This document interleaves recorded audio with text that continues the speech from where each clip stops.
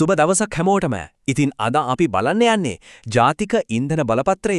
එහෙම නැත්නම් ඉතින් අපි හැමෝම දන්න විදියට පුවල් පාස් එකට QR කෝඩ් එක හදාගන්නේ කොහොමද කියලායි. මේක හිතන තරම් අමාරු දෙයක් නෙමෙයි. අපි පියවරෙන් පියවර මේක කරගන්න හැටි බලමු. තවමත් ෆියුවල් පාස් QR එක හදාගන්න බැරි වෙලාද? මේක නම් ඇත්තටම ගොඩක් දෙනාට තියෙන ප්‍රශ්නයක්. ඒත් කිසිම දෙයකට බය වෙන්න එපා.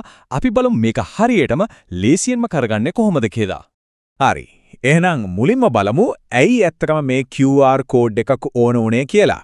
මතකයේ තිනේ ඉන්ධන පොලිම් ඒ වගේ මේක එක අක්‍රමිකතා අන්න ඒ ඔක්කොම අවම කරලා හැමෝටම සාධාරණ විදිහට තෙල් ටිකක් දෙන්න තමයි මේ නිල ක්‍රමවේදය හඳුන්වලා දුන්නේ. සරලවම කිව්වොත් මේ ජාතික ඉන්ධන බලපත්‍රය කියන්නේ හැම වාහනයකටම හිමි වෙන සතිපතා ඉන්ධන කෝටාව හරියටම ලැබෙනවා කියලා සහතික කරන ක්‍රමයක්. ඉතින් මේක නිසා ඉන්ධන බෙදා හැරීම දැන් ගොඩක්ම විධිමත් වෙලා තියෙනවා. හරි. එහෙනම් අපි දැන් වැඩේට බහිමු. බලමු කොහොමද මේ රෙජිස්ට්‍රේෂන් එක පියවරෙන් පියවර කරගන්නේ කියලා.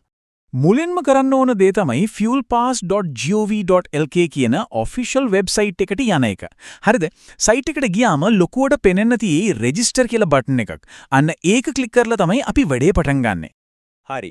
දැන් තමයි වැදගත්ම කොටසට එන්නේ. මෙතනදී අපි දෙන තොරතුරු ඒවා හරිම නිවැරදිව දෙන්න ඕන. ඒක ගොඩක් වැදගත්.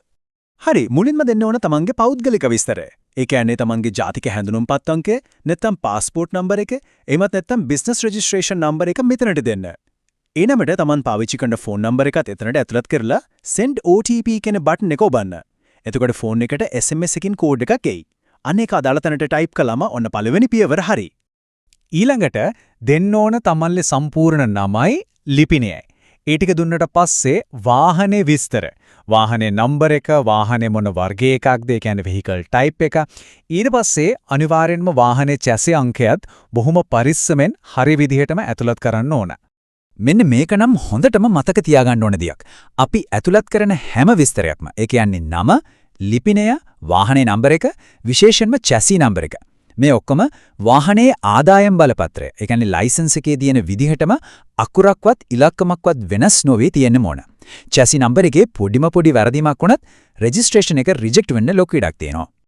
හරි. දැන් අපි ඇවිල්ලා ඉන්නේ වැඩේ අන්තිම හරියට. මෙච්චර වෙලා දුන්න හැම විස්තරයක්ම හරියට දුන්න නම් QR කෝඩ් එක ගන්න තියෙන්නේ තව පොඩි වෙලාවයි. ඔන්න වැඩේ සාර්ථකයි. ඔබ දුන්න හැම විස්තරයක්ම හරිනම් ලියාපදිංචිය සාර්ථකයි කියලා මැසේජ් එකක් එනවා. ඊට පස්සේ ස්ක්‍රීන් එකේ Tamanට අදාළ QR කෝඩ් එක පේන්න ගනීවි. හරි. දැන් QR කෝඩ් එක ලැබුණා. ඊට පස්සේ මොකද කරන්නේ? වැදගත්ම දේවල් දෙකක් තියෙනවා. එකක් තමයි ඒකේ ස්ක්‍රීන්ෂොට් එකක් ෆෝන් එකේ දාගන්න එක. අනිත් දේ තමයි පුළුවන් නම් ඒක print out එකක් අරගෙන වාහනේ ඇතුලේ කොහේ හරි තියාගන්න එක. එතකොට ෆෝන් එකේ බැටරි නැති වුණත් බය වෙන්න දෙයක් නැහැ. හොඳයි. එහෙනම් අවසාන වශයෙන් ෂෙඩ් එකට ගියාම කිසිම ප්‍රශ්නයක් නැතුව තෙල් ටික ගහගන්න මතක තියාගන්න ඕන කරුණු ටිකක් තියෙනවා. අපි ඒ ටිකත් බලමු. මේ සිස්ටම් එකේ තියෙන ප්‍රධානම ඒ වගේම සරලම නීතිය තමයි මේ. එක්කෙනෙකුගේ ජාතික හැඳුනුම්පතකට රෙජිස්ටර් කරන්න පුළුවන් එකම එක වාහනයක් විතරයි. මේක හරිම සරලයි. එක හැඳුනුම්පතයි, එක වාහනයයි. එකට එකයි. මේ සංකල්පය හොඳට මතක තියාගන්න එක ගොඩක් වැදගත්. එහෙනම් අපි මේ කතා කරපු හැමදේම එකපාරක් මතක් කරගමු. ෂෙඩ් එකට යන්න කලින් තමන්ගේ කෝටා එක චෙක් කරලා යන්න. QR එකේ ස්ක්‍රීන්ෂොට් එක හරි print out එක හරි අනිවාර්යෙන්ම ළඟ තියාගන්න. ඒ වගේම වැදගත්ම දේ තමයි ඔබ දීපු හැම විස්තරයක්ම ලයිසන් එකේ තියෙන විස්තරය එක්ක අකුරටම ගැලපෙන්න ඕන කියන එක. ඉතින් මේ QR කෝඩ් සිස්ටම් එකත් එක්ක ලංකාවේ ඉන්ධන කළමනාකරණය ඉස්සරහට කුයි වගේ වෙයිද? මීළඟ පියවර මොකක් වෙයි කියලාද හිතෙන්නේ?